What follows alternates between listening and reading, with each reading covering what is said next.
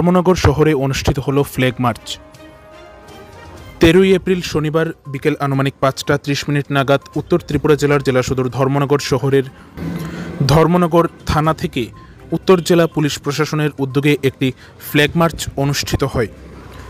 এই ফ্ল্যাগ মার্চটি ধর্মনগর থানা থেকে বের হয়ে ধর্মনগর শহরের বিভিন্ন রাজপথ পরিক্রমা করে পুনরায় ধর্মনগর থানায় এসে এই ফ্ল্যাগ মার্চের সমাপ্তি হয়, যেখানে এই ফ্ল্যাগ মার্চে উপস্থিত ছিলেন উত্তর ত্রিপুরা জেলার police super IPS Bhanupada Chakraborty, মহকুমা পুলিশ আধিকারিক দেবাশিস সাহা, উত্তর ত্রিপুরা জেলার অতিরিক্ত পুলিশ সুপার জিরিমিয়া ডার্লং, ধর্মনগর মহিলা থানার অফিসার ইনচার্জ সহ মহিলা থানার অন্যান্য পুলিশ আধিকারিকরা এবং মহিলা টিএসআর ব্যাটালিয়ানরা। এর যে ফ্ল্যাগ মার্চটা হয়েছে এই সম্বন্ধে একটু জানতে চাইবো। আজকে আমরা দেখতে পেলাম যে মহিলারাও অংশগ্রহণ করেছে, মহিলা যারা পুলিশ কর্মীরা রয়েছে, তো এই বিষয়ে একটু জানতে চাইবো।